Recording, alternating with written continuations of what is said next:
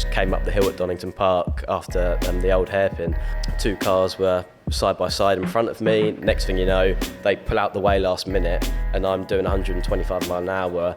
There's a stationary car there with no time to react. I could hear him screaming, but I felt completely fine. You know, you can kind of read people's body language, and I was like, okay, maybe this is more serious. I don't want to be here in 30 years' time, sort of when I'm 40 years old, kind of going, what if I could have raced again? You know, what if that was possible for me? Welcome back to another episode of The Men's Room. Ade Oladipo Rory Jennings. You know how it goes in the men's room. We literally talk about absolutely anything, from the good to the bad, inspirational, emotional.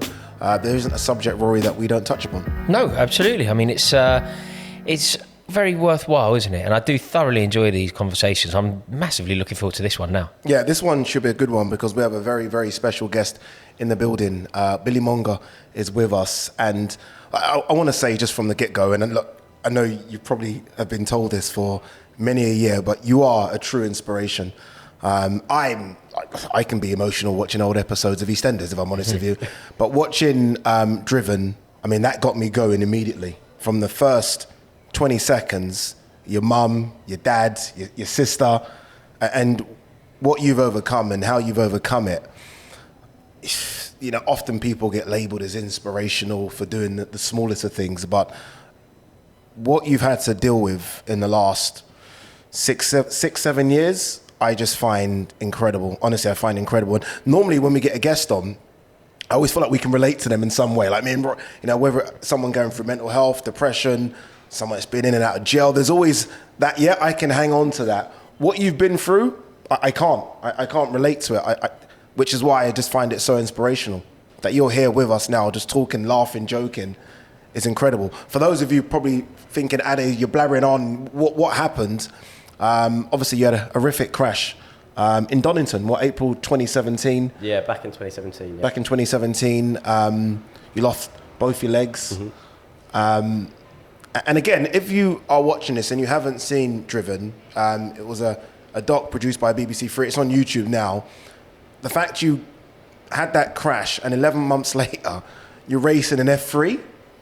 Oh, I'm sorry, that's just ridiculous. Let's go back if we can. Let's start at the beginning and we'll get to that again. How did you get into into racing? Where did that love come from? Do you know, it came from my dad, really. I think it's kind of the thing for a lot of like kids to get into racing. It's quite a unique sport, you know. A lot of lads get into football, a lot of my mates, that was their thing. For me, when I was 2 years old, my dad went out and bought me my first ever go-kart.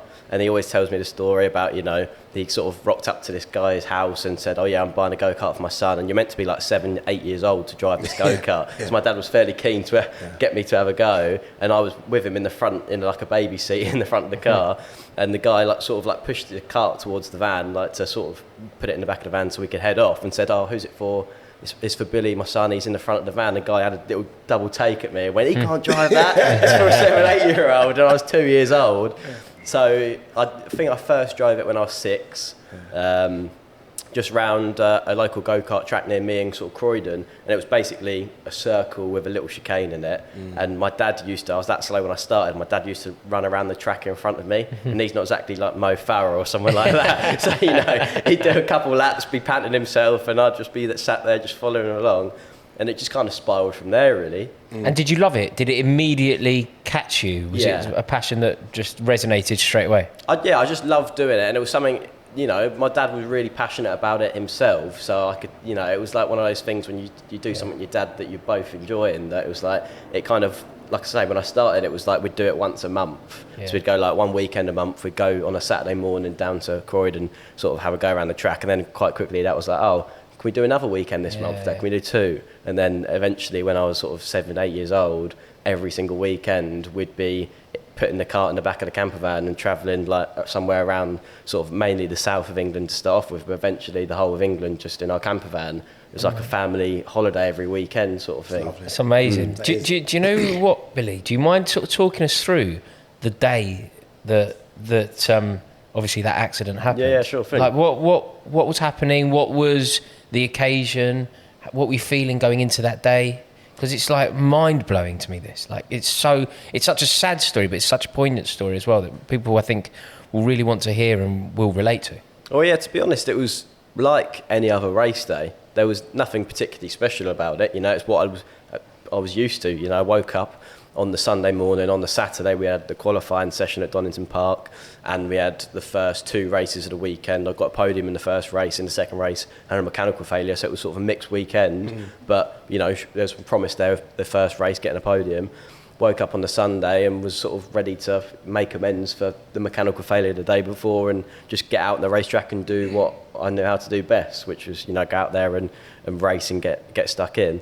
The only thing I would say in terms of the conditions that we had on that day, it was sort of like an overcast day, but as we were all sat on the grid before we go out to race, you know, the mechanics are doing their last checks, this, that and the other. It started to rain, it started to drizzle in the air, and we were all on slick tyres, and that as a driver is like the most tricky conditions you can face, because it means that, you know, the cars are really slippery, it's easy to, you know, make a mistake, go off track. But those are actually conditions that I loved, because when I started at Croydon and going up to places like Tilbury as well, which were the tracks I started off with, me and my dad, sometimes when it would do that, it would rain and we were on slick tyres, all the other kids would come and put wet tyres on, my dad would just leave me out there and just go, you know, so you could get used to finding the grip in those tricky conditions. And I think generally that made me such a better driver. You actually hear a lot of the F1 boys say the same sort of thing, that their dads did that for them, and it made a difference that when you put the wet tyres on, all of a sudden you're like, oh, I've got loads of grip, and you know, it changed the mindset of, you know, rather than being apprehensive,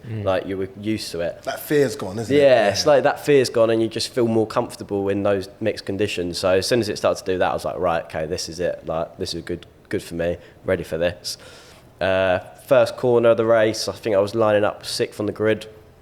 The front 2 guys crashed into each other, so I had to spin off to avoid them 2, so it was the worst start going. So again, at that point, it's just like, I've got nothing to lose now. I'm at the back of the grid. It's just like head looking forward, like rather than sort of, you know, thinking what's going on behind you as well. I had like 1 car behind me. I was like, right, okay, head down. Sort of coming through the traffic, overtaking people. I think literally the corner before my accident, I passed someone up the inside, so I was making good progress, and then just came up the hill at Donington Park after the old hairpin. So you kind of, obviously in a single-seater in an F4 car, which is what I was in at the time, you're super low to the ground. I think that's something that sometimes it's hard to explain, that perspective. 2 cars were side by side in front of me. Next thing you know, they pull out the way last minute because someone had spun off because of the conditions and was on the racing line, and I'm doing 125 mile an hour. There's a stationary car there with no time to react. So was somebody in the car? Yeah, so there was someone. It was actually, in fair, it wasn't even stationary. The car, because it was on the hill, was actually slightly rolling back towards me at like a couple mile an hour. So, you know, it basically hit that car, and everything all came to a halt. We've seen impacts before. Like, I'm a big F1 fan, so you've seen impacts before. I'm a big NASCAR fan. That impact, though, watching that, and obviously because there's a camera in your car, seeing that head on like that, that's one of the worst I've ever seen. Like that head on. And it's funny when watching the documentary, obviously because I've known of, and you're okay now and we're fine. But the first thing that came to my mind was your mum. It's weird. That's the first thing that I'm thinking about when I'm seeing that is your mum. It's not your dad, because obviously, look, he's a racing driver. It's your mum and how she feels. And then your sister running to you as well. When you watch it back, you see me and Rory's reaction, we're both like that still. Yeah. When you watch it back, what's your feeling watching it back?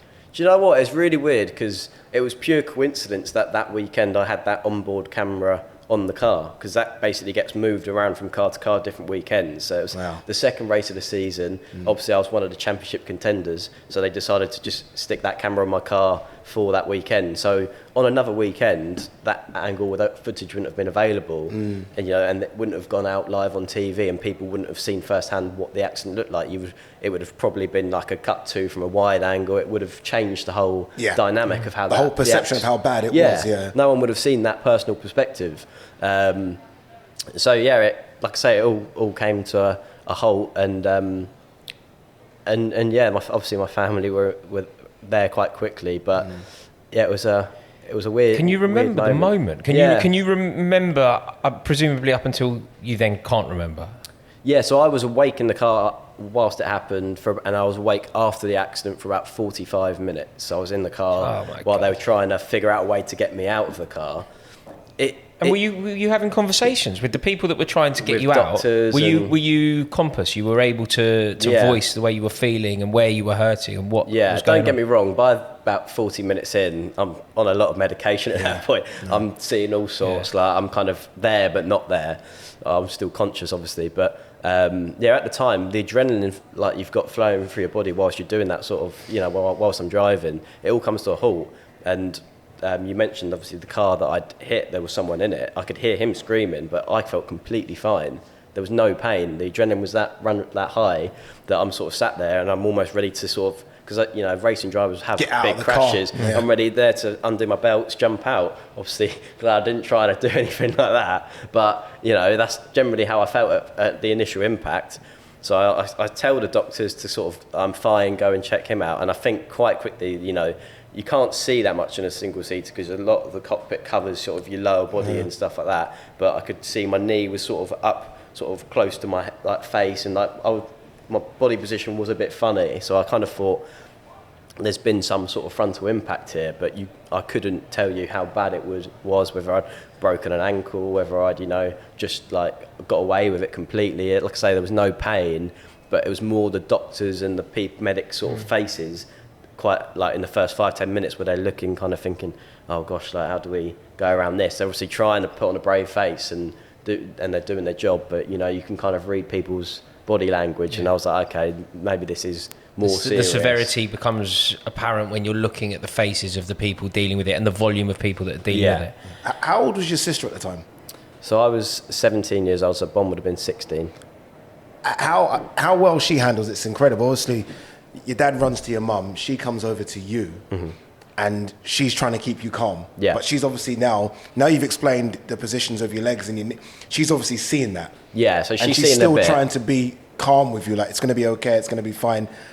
How she handled that's incredible. Yeah, she was a rock star in that moment. Because by the time she got to me, it'd probably been, I would have said 15 minutes after I'd been stationary in the car. So I think by the point she came up to me, they'd cut my fireproof overalls and everything away from me. They'd put like foil blankets over me, I think, for my body heat and stuff like that. And given me all this medication stuff. So they'd done a lot already by the time she'd rocked up. But yeah, my mum and my dad was looking after my mum because she was obviously in the pit lane and no one was really knowing what was going on. So at first they got told, oh yeah, we think he's broken his legs. And that was kind of the most information they kind of got. But they couldn't see me, so there was only one person allowed out on the track, so that was Bonnie. So she came out, she was basically, just by my side, sort of saying, Bill, was going to be all right, you're going to be okay, because I think after about 20 minutes I started to panic, like sort of a little bit, and was starting to think, like, am I not going to make it, sort of thing, like, because of those reactions and stuff. And I think that started to creep into my mind. She was really good at just keeping me sort of as chilled as possible, being like, you're going to be fine, just keeping me chatting, preoccupying me, basically. Yeah. 3 days later, you wake up, you're in a hospital bed, a doctor comes in to see you and obviously gives you the news that we've had to amputate both your legs. Yeah.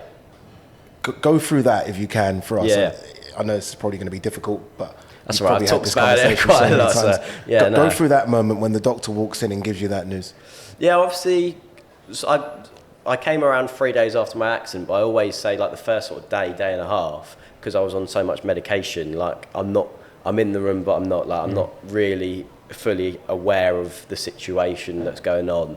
But obviously you have moments, even when you're not really fully aware of what things are going on. The way, you can look down at the bed sheet and see, where your legs would normally be under the covers, like there's nothing there.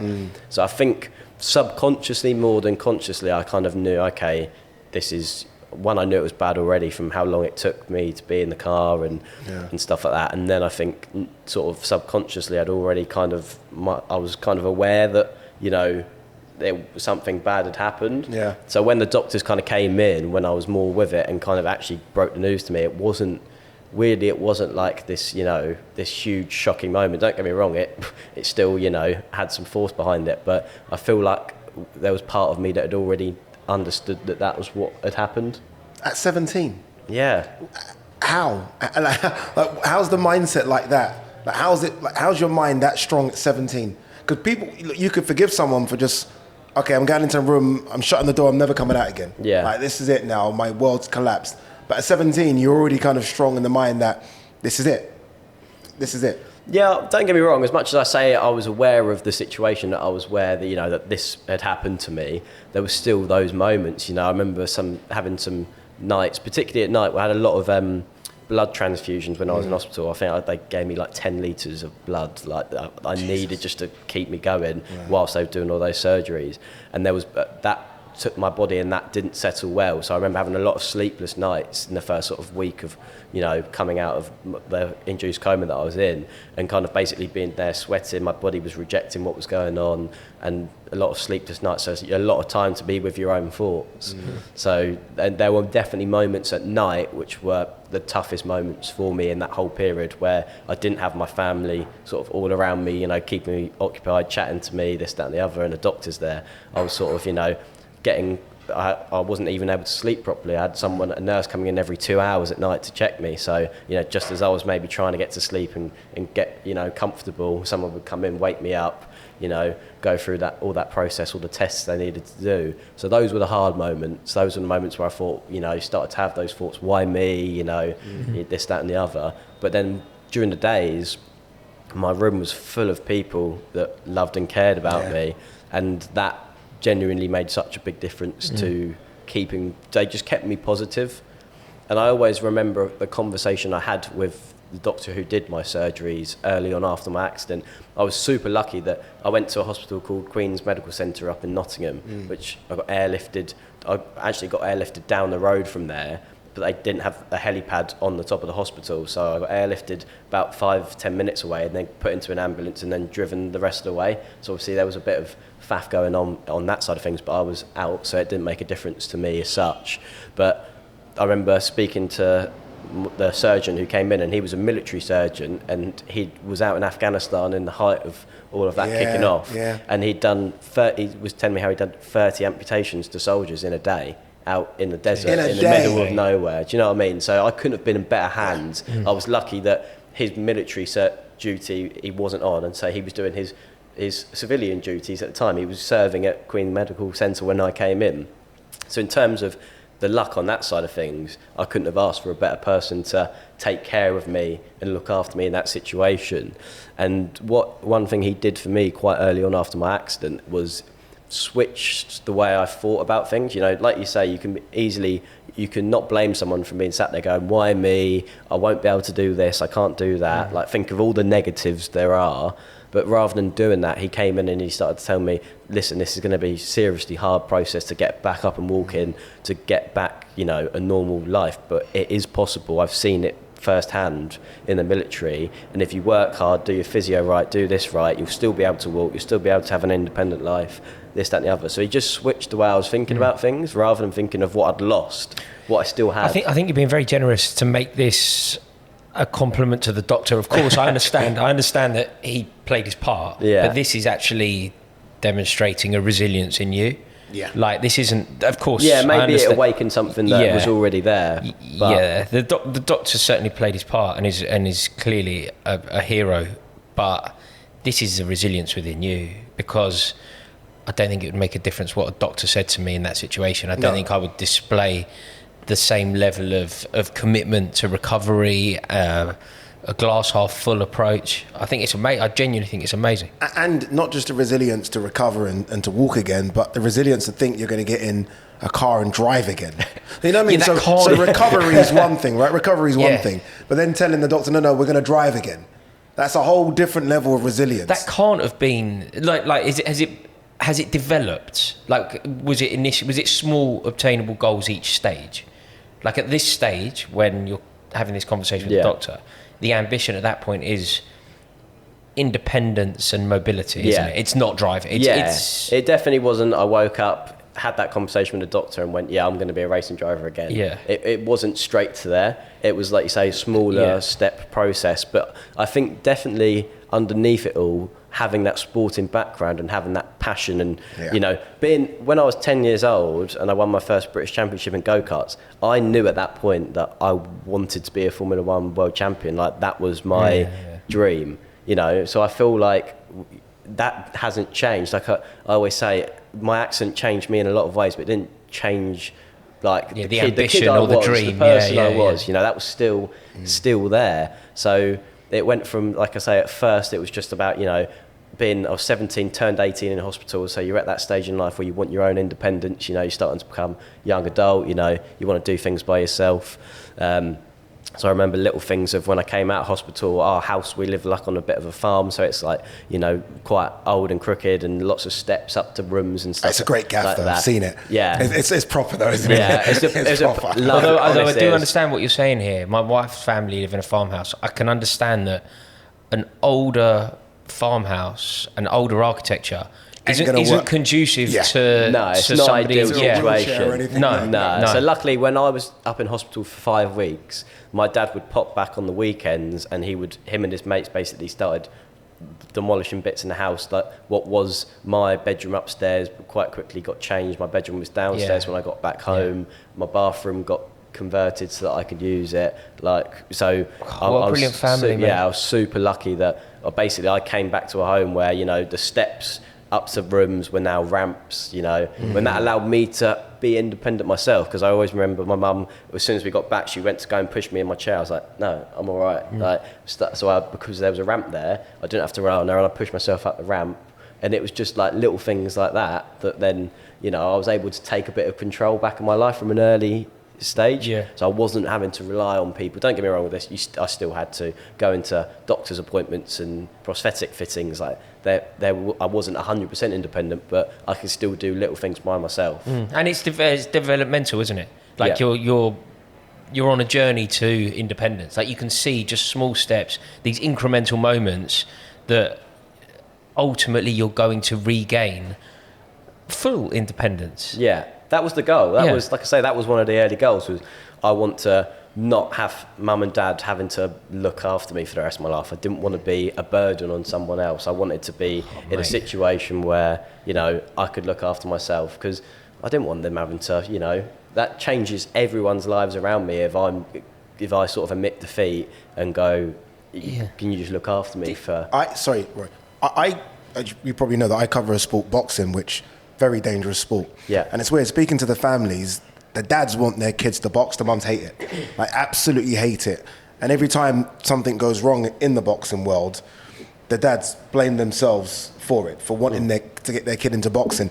Your dad must have blamed himself 100%. for that accident. 100%. Yeah. He was probably the worst hit member of the family during that process. I remember I was in a coma for the first 3 or 4 days, and my mum said that basically whilst I was in that coma, and when they broke the news about me having to have my legs amputated, that my dad sort of burst out into tears and said, can he have my legs? Like, he was just going frantic and just talking all this rubbish, and didn't want to be in the room. He didn't want to, you know, he couldn't stomach being around me because he felt the guilt of getting me into this sport, which had resulted in me being a double amputee. So again, from the stories and from, again, after that, he was definitely the worst hit. My mum really stepped up in that moment. And again, she had a conversation with the doctor who looked after me, and he said, how you react to this situation and the reaction and the emotions that Billy sees on your faces when you go in to see him will determine how he feels about this situation. So if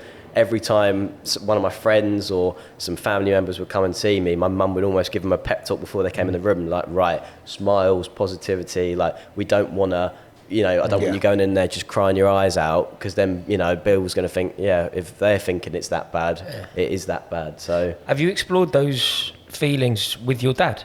Have you had the conversation with your dad? Has your dad perhaps tried to apologise to you for bringing you into it, and you was like, and maybe, what do you say?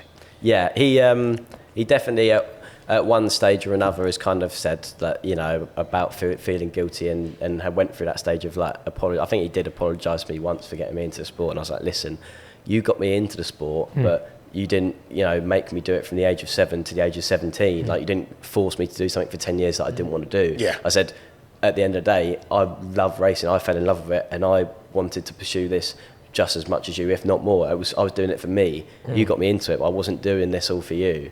So I took a bit of, I guess, ownership over the fact that I loved racing. Like, as much as he loved me doing it, I loved it myself. And clearly still do. Yeah. Did it not awaken any element of fear?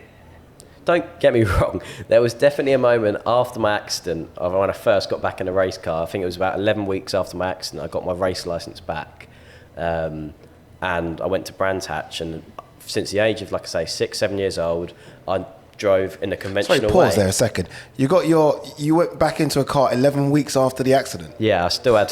So rapid, isn't it? What were you going to say, like 2 years? What is going on? No, it was about a month and a half after I got home from hospital, someone offered me the chance to drive, not like a full-blown racing car, but go to a Brands Hatch and do like a sort of track day. And it was a VW Fun Cup car.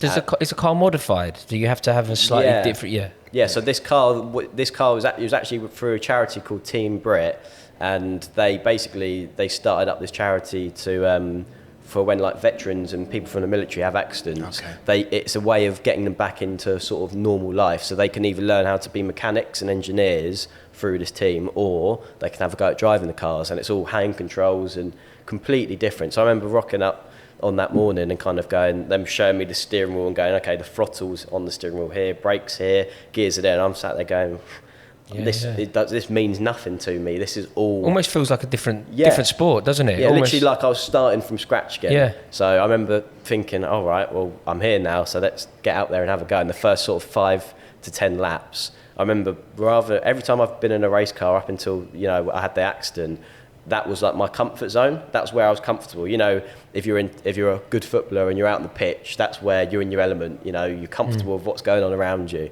It was the same for me in a race car. That was where I thrived. All the worries and stress that I might have from day-to-day life out the window. Just all you got to focus on is just doing your thing and enjoying it. And I remember those first 5-10 laps actually having that fear factor all of a sudden there, whilst driving a race car, which I'd never had before.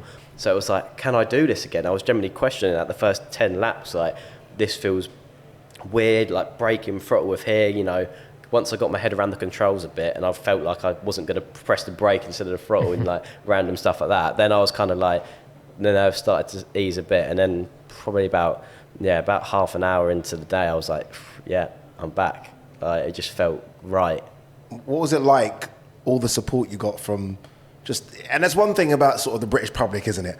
Like, the British public get behind you no matter what. When you need help, they do. So not just the support from the general public, but support from Lewis Hamilton as well. What was that like?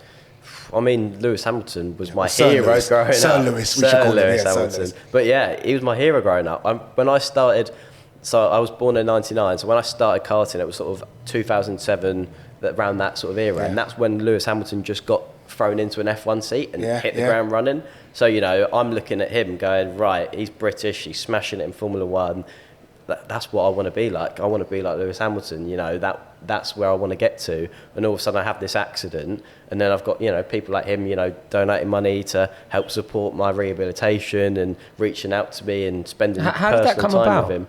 So how did Lewis Hamilton end up getting in touch with you? How did it all... Well, I think the motorsport community is a fairly tight-knit community, because like I say, it's not like... football's a huge sport. Motorsport, I guess, it's a niche sport. Less people do it. Yeah, you feed through, don't you? F4 to F3 to F2, it all feeds through, doesn't it? You always kind of, I guess, have tabs on what's going on in the other sort of motorsport categories and stuff like that. And the fact my accident was broad live cast on TV, and then it ended up quite quickly on YouTube, and it did the rounds on socials and on the news. I think quite quickly everyone in the motorsport community was aware of this kid's had a crash, he's become a double amputee. So I feel like at first it was just them purely being generous individuals and just looking out for someone. Like they went on the same career trajectory as I did, and they obviously related to it. He gave me a lot of time after my accident, not only from a financial point of view, like this Just Forgiven page was set up to aid my rehabilitation, and he donated to that, but it was more than that from people like Lewis. It was, he invited me to go to the British Grand Prix 2 years in a row with him. Donated his win to you? That was the win, yeah. What, he dedicated the win, really? Dedicated the win at British Grand Prix to me, and sort of, I was there that whole weekend, so he showed me around the car and the steering wheel, and spent good few hours of his day whilst he's at British Grand Prix with all the pressure on his shoulders trying to win, spent that, spending that time with me. God, what geezer. That's like unheard of, really. So there's a really good piece in the doc actually, which I love. Probably one of my favourite pieces, when you're in the F3 car. Yeah. And you're showing him how it all works, and he picks up the steering wheel and he's like, well, the throttle's a bit tight in this bit. Yeah. But it felt really good just because it wasn't him looking down at you as, oh, I just want to help you because you're a double amputee. It's more like, this is just a racing driver to a racing driver conversation. Yeah. And that must feel good as well, because that's what you want to be. That's who you are. Do you know what I mean? You have arguably the greatest racing driver just talking about the steering wheel and I'd like this, and talking about different tracks. I thought that was really good. Yeah, that's who I am. I'm a racing driver. Like all this other stuff that's come off the back of my accident, it took me a good few years to wrap my head around people like calling me inspiration and all of this stuff. It was in my head, I'm like, well, I'm just a teenager who loves racing, that's doing racing. Okay, I've had a big accident and my injuries are visible, but like, why are people now all of a sudden like, you know, saying that I'm all these things? I didn't believe it myself, and I still struggle wrong with on it. that. You're wrong on that front. You're definitely. But I still struggle on it. But anyway, that sort of was in the background. But yeah, that moment in the documentary where I went up to Silverstone and was able to. At that point, it'd been. I think that was sort of February of 2018. So it'd been about 6-7 months. So over the winter, me and the race team had sort of designed from scratch new control system that I was able to drive a single seater with. Who was it, Carlin? Carlin were the team that I raced for. So my best mate, when I had my accident, who I was racing against in F4, he invited me whilst I was sort of sat at home doing my rehabilitation, and I had a bit of spare time on my hands. He invited me to go up to their factory. So I got introduced to everyone, and then eventually I had to go on their simulator, and they just really basically converted like the gear levers for me to be a throttle and brake, put it in automatic mode, which obviously you would never race in, and went just do a few laps. And it was like I wasn't a million miles off the pace. I was only a few seconds a lap off the pace. So they were like, oh, okay, interesting. And it was like, why don't you come back again with Jamie? We'll have a think about, you know, what we can kind of do with the controls and stuff, and you can do some more laps when he comes down next time. I was like, yeah, sure, I'm well up for that. And then quite quickly I was telling them that, yeah, I want to be racing next year. I want to do F3 ideally. And I think Did your mum ever not say no? I can't imagine your mum. I can't imagine I can't, because obviously the doc doesn't really show that, but I can't imagine her just saying, yeah, you know, go ahead, have a go again, son. That. Did your mum ever say no? Oh, yeah. One, like I say, my mum was a rock star when it happened, and she took me to all my appointments, took time off of work. She was fortunate to be able to do that, and basically got me from point A of being a double amputee, not knowing what things were going to look like, to getting me to a point where even when I started going to Carlin, I was still in a wheelchair, but even when I started racing again in 2018, I was walking on prosthetics quite quickly. It's only taken me a few months, but I had like walking sticks. So again, that for me was difficult to get my head around, because, you know, I've got sticks next to me. I'm like, you know, this is what I expect to see people like when they're like 80 when they've got, you know, the walking stick and stuff, and I'm walking around like that. But she was really good with that side of things, and she quite quickly realised, well, I was talking about racing even when we were in hospital. So as much as she was like, no, you're not doing that, there was an inevitability to it. There was inevitability to it, and I think she knew that I at least wanted to try.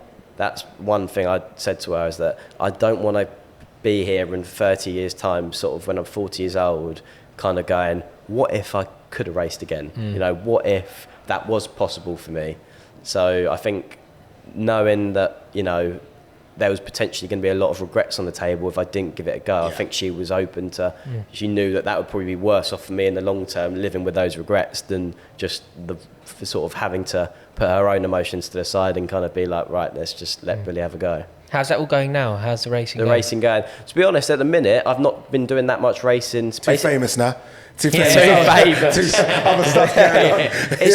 It's unfortunately for me, again, it's tricky. You know, I get loads of invites now. You know, I did love racing, but now I get invited to China White all the time. I wish that was the case. I was at the BAFTAs. What can I do? I wish that was the case, but it actually, annoyingly, it was a COVID thing for me. Right. So, but my accident happened in 2017. So 2018, I went back to racing, and 2019, I stepped up and did F3 in Europe.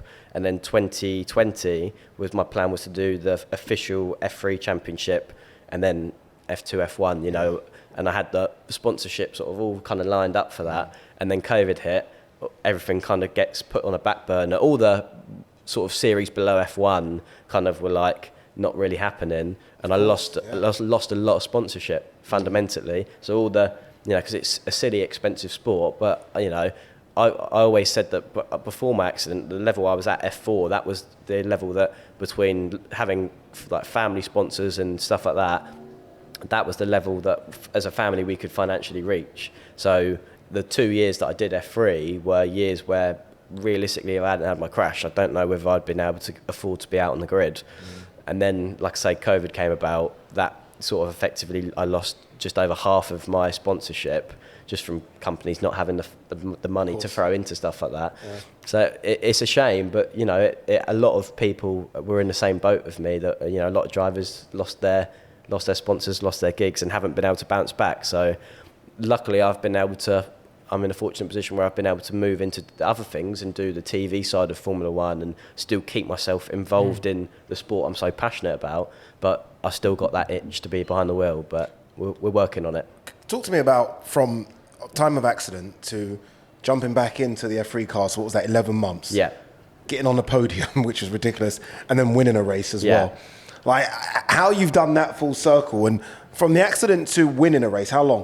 What was the gap? From an accident to winning a race, I think I want to say maybe like 18 months or something like that. It's astonishing. Yeah. Astonishing. Not just winning a race, but the accident was in F4. Yeah. Then you've gone up to a faster car in F3. Yeah. You know, bends are tighter, everything's a bit more crazier, isn't it? And then you're winning a race in F3. Yeah. It's honestly, it's miraculous. The approach I had to it was after my accident, and when everything had kind of settled down, and I was speaking into the governing body of the sport about, you know, being able to race again, because at that time there was a rule in place saying that disabled drivers couldn't compete in single seaters, which, to be fair, from working with the governing body, they didn't really know why that rule was in place. Yeah. So it was quite an easier process to overturn. But when I had meetings with all these big bosses of motorsport, they looked very posh and very tough as well, don't they? I felt a little bit out of my depth. Rocking up to an event in Paris with all these big bosses in a room, like sat around a table like this, it was like having this, to fight it, my case for why I should be able to race again. But I told them that I wanted to do F3, and they were all like, "Oh, well, maybe you should, you know, go back into F4. That's what you were racing when you had your accident. Maybe that's, you know, that would be the smart move." Or I was like, the way I approached it was like, I don't want my accident to affect my career, and if I didn't have my accident, my plan next year or this year would be to be an F3. So that's what I want to do. And they were like, "Okay," and I managed to convince them that I was capable of doing it. How have you handled this new? I think fame's the wrong word because it's come off something so bad. But throughout, considering how negative that was, how positive your life has become from that's a good thing. How have you handled that? People recognising you and everything. Do you know what? Like I said, that was probably one of the trickiest parts about the whole situation for me. Like being an 18-year-old and just still doing A-levels, still doing my exams and all that malarkey. Which I wasn't very good at school, but you know, we'll skip over that bit. I realised the doc skipped over that as well. Skipped it. And next week, they filmed it. He went cut. But yeah, I was doing normal stuff as well, and going back to racing, which for me was normal. And all of a sudden, like you say, all these motorsport fans and people were pulling me up in the street saying, "Oh, you're an inspiration, this, that, and the other." And I'm kind of there, like, thanks, but didn't know really how to handle it or like how to take it. So yeah, it was really weird. I started to. Yeah, at first, I kind of wanted to push it all away because when I was actually driving, that was like my peaceful moment. You know, when obviously there was all the sort of, you know, noise around me getting back into a car. Got back into a car my first race, got a podium. Then there was obviously more noise surrounding it and stuff like that. And don't get me wrong, it was all positive. You know, I've had very few negative comments around it. Yeah. So I was super lucky in that aspect. True. You know, because a lot of the time when there's noise on social media and all this stuff, it's more negative than positive. You know what I mean? People that know. Normally you have to. I've never had a positive comment on social media. But yeah, so I can't knock people for being negative towards me because that wasn't the case. But even with all this positivity, it was still, I found it quite difficult still to deal with that kind of like was like in my head, like I say, nothing's changed here. I'm still a racing driver, but all of a sudden people label me as inspiration. I felt pressure to live up to it all of a sudden. Like all these people were telling me how amazing I am as a person and all this stuff, and I'm like, well, how do I live up to that? What do I have to change? I felt like I had to change something about myself. Well, the people are acknowledging just who you are, aren't they? They're not asking you to do anything. Like it's simply who you are. But I think that's how I was thinking about it. I was thinking like, oh well, like I didn't think I was an inspiration before, so maybe I need to do stuff slightly differently to live up to that. Yeah, you can't come at the nightclub now, can you? You can't fall out of the nightclub, can you? Do you know what I mean? Can't you? Yeah. What's life like on that? On that front. Yeah. So you now have 2 prosthetic legs. Yep. How do you find mobility? How do you find sort of ducking and diving through London on the tube? Yeah. Are you comfortable? Are you confident? I'm used to it now. Obviously, like I say, it's been sort of 6 years since my accident, so I've kind of developed all the muscle groups and sort of trained and got myself into a physical position where I can handle all those things. Don't get me wrong, like stairs are my kryptonite. It's handy that we put the studio upstairs in the pub, isn't it? Yeah. I was thinking, come on, boys, come on, stitch me out. They're my kryptonite because there's... Basically, I've been doing stairs the same way since my accident. There's no way to make stairs look super like I wasn't amputee. When I'm walking down the street with jeans on, you might think I've got like a little bit. Walk a little bit funny, but you couldn't tell at the same time. Well, when I'm on steps, I'm like, I also have to put my hand up behind people. Like, this is going to be a bit slow. Sorry if you're in a rush, sort of thing. Generally, do you find people generally quite understanding and respectful? Yeah, really, really so. It's weird, when I first had my accident, the first couple of years afterwards, I would always, just from a ease of more than anything, I would always wear shorts. So like people highlights it, you couldn't see that. Well, like nowadays I'm more, like I've, figured out ways of, making jeans work for me, and I'll just wear normal conventional clothing. So sometimes people, you're walking a bit funny, but people can't see any reason why. So I guess there's maybe sometimes a little bit of that. In like a bar or something, like knock into you and all that sort of stuff. But yeah, it's changed slightly in that aspect. But no, people are always fine. And are you still living at home? Yeah, still at home with mum, dad, sister at the minute. Yeah, kind of getting to the stage where looking for my own spot. But yeah. You do a lot for charity as well, don't you?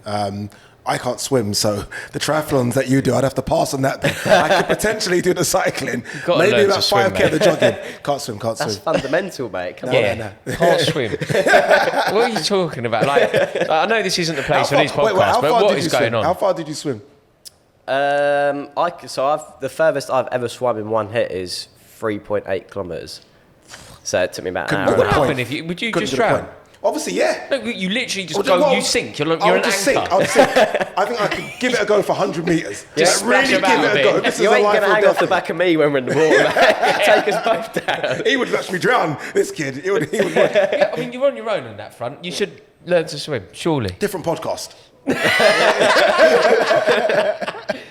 So when you swim, do you swim like it's all upper body? Pretty much, yeah. It's pretty much upper body. So when I swim at the minute, when I swim breaststroke. Yeah. You basically use the muscles, the big muscles I've still got my upper body. So yeah, I don't really do it. It looks a bit different as such. I don't really do a typical front crawl, but I can do it. And do you know what's a lot easier as well is I found this straight away because swimming is like low impact. So it was one of the first cardio things I started doing after becoming a double amputee when I couldn't get up and walk and do any running or anything like that.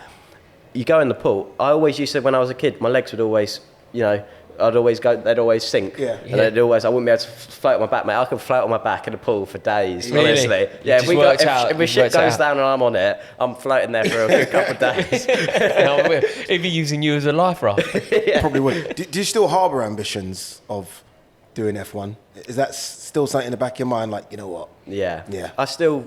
that's still like the childhood dream's never going to change. Like that is my childhood dream, Formula 1 world champion, and it makes it harder in a lot of ways doing the stuff I do now, where I'm on the other side of the camera. You're seeing it, and I'm watching all these boys, new kids come into the sport, and I'm like, I'm still thinking of ways of how can I get back in the seat, how can I raise some money, how can I go out there and show what I'm capable of, because I still have that underlying sort of ambition that I need to be on that grid. Like, that is where I'm meant to be.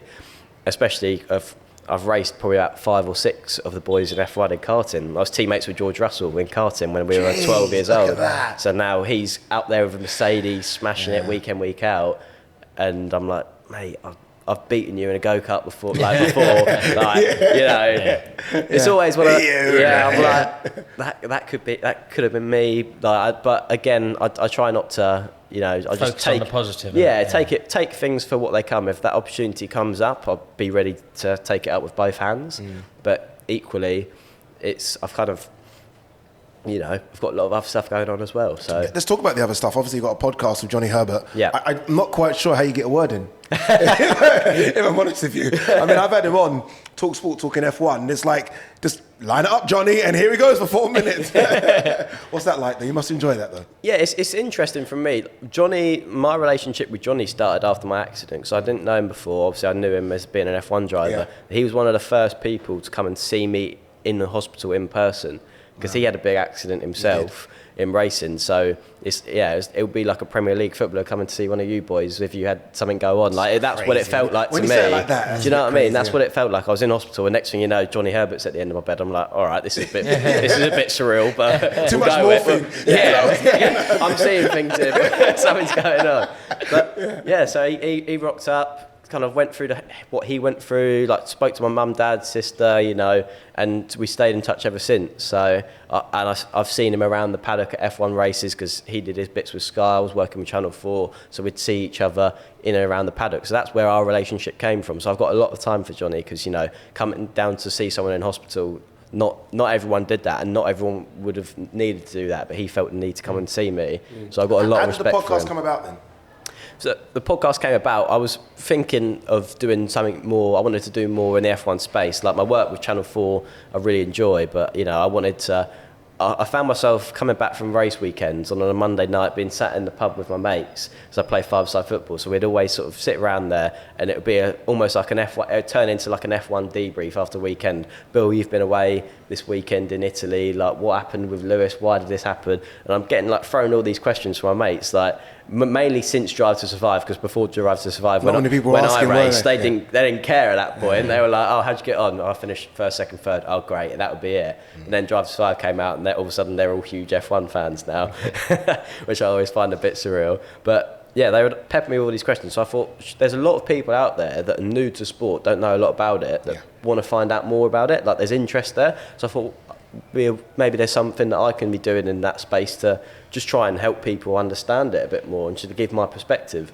And then Johnny, there was a news where him and Sky sort of parted ways, so I thought, I'll get on with Johnny. He's a really good guy. He's from a completely different era that I'm from, so he's raced against Schumachers, Sennas, I'm more up to date with the modern guys in Formula 1. They say that's the era, by the way. Yeah, I know. That's the era. It's the big names of the sport, isn't it? So I'm just thought, why not, use the people that he's raced against, the experience he's got, and what I've got of, the modern people in Formula 1, put them both together, and let's just have a chat like you would in the pub about F1 after the weekends, and try and answer some people's questions that might not know that much about the sport. Well done, honestly. Do you travel to all the circuits with F1? Not all of them, so I do... Was you in Miami? No, I wasn't. I was in Miami last year, wasn't there this year. I do about just over half of the races. They switch presenter lineup race to race, but I do just over half of them. It's not bad, is it? Brilliant, I mean, that would be like... To do the circuit with F1 would be like a box ticked. Because it's just some of the greatest places on the planet. A lot of travel, though. I speak to... Yeah, don't get me wrong. It's always a very glamorous... It seems to always be good destinations. It does, doesn't it? Yeah. All of them seems to be really good. Always be very glamorous. Yeah, you're going to Monaco or Singapore. That was the one. Rio, growing up, it was only Monaco that was glamorous. Monaco was but now all of a sudden, they're all glamorous, aren't they? But you boys know what it's like working in the stuff you work in. But Monaco, the glitz and glam, but there's obviously parts to it where, you're still sleeping, you're not in your bed at night. You're in some hotel room in the middle of 20 minutes from the circuit, all that. So there's that side of things to it. But I love what I do. Being the age I'm at and getting to just be paid to travel around with a Formula 1 and go to all these cool countries and cool places, I'm getting to, in a lot of ways, travel around the world for free at a young age. There's a lot that can be said about that. Indeed. Before we wrap, what's the name of the podcast again? Lift the Lid. Lift the Lid. Well done, honestly. Well done. We could talk for hours. Yeah, we say it too often. Like quite often when we invite people on, you know, the word legend is bandied around, isn't it? Inspiration is bandied around. That's us. Yeah, that's what I'm saying. That means a lot coming from a Chelsea fan. Yeah, but we do. You know, we talk maybe even some of our icons in football. You know, we use very generous and superlative words to describe them, and it's not always accurate. But in this case, it is genuinely accurate. We have a legend and an inspiration on the show. Thank you so much for coming on, Billy. Really been great to talk to you, boys. Thank you so much. I really hope that in a few years' time, we're looking back and you have got into the F1 car. Have you done any testing? I've done one day in an F1 car back in a 2000. Enjoy the commentary. Have a lovely, lovely time from the commentary box. It's the way I feel about Frank Lampard. Stay clear of management. Enjoy being in the commentary box. But the thing is, Frank Lampard's gone to management and failed. We need to see him get in the F1 car and give it a go. You haven't seen me fail yet. Multiple times. You know what I mean? Multiple times. But yeah, sorry, go on. So you've done testing? Yeah, I've done a test in a Formula 1 car back in it was a 2012 Formula 1 car. Yeah. So, yeah, Rockingham, so really enjoyed that. Want more of it though. What's it like, the feeling in it? Because I remember, again, sorry, I know I'm going to keep rattling on, but I remember how different you said the F4 to the F3 car was. Yeah, it's a step up. That's different from F3 to F1. How different is it? It's just purely horsepower and downforce, and your neck wants to fall off in a Formula 1 car. Jeez, is that like that? Yeah, the G-forces are the thing that, you know, if I chucked one of my mates in the car, that would be the thing that would, you know, grab your attention the most. And the brakes, you know, you're in a road car, you look up ahead of you, you know how long you've got on the brakes to slow up to there. That's that like a quarter thing, of I've never a distance. Understood it. Have you seen Top Gun 2? Please tell me you have Tom Cruise. How good is that? And made me want to get in a plane. I think I'm just wired a bit differently. You're wired differently, yeah. And it keeps on talking about that G-force. And I've never understood what it meant. Explain it to me very quickly. So one G is basically your body weight being pushed against the side of your head. So you've got to resist, say you weigh... Your body weight? Yeah, your body weight. So against the side of your head? Yeah, so it's like the equivalent of you weigh 60 kilos, 1 G is like 60 kilos of force being pushed in your head that way. And in an F1 car, you've got like 5G. So your neck is like 300 kilos. You have to do the Mike Tyson neck workout. Yeah. You have to, generally, that's it's crazy then, because you guys must be so strong, because most Formula 1 guys are small. No, they're strong, man. They must be ripped. Compact. Compact. Yeah, they're ripped. Your core workouts must be incredible. Yeah. Billy, honestly, fantastic to have you there, mate. Cheers, honestly, as Rory said, inspirational. Yeah. I know you hate hearing that, but it's true. Unfortunately, it is what it is, Bill. It is what it is. It is what it is. It is what it is. But look, as always, thank you for tuning into the Men's Room podcast. If you're watching this on YouTube, make sure you like, share, leave a comment. Me and Roy will jump into the comments as well and respond back to you. And make sure you share this on every single platform you can. Share it, because a lot of people need to hear this story. Rory Jennings, Billy Monger, thank you very much for tuning into this one.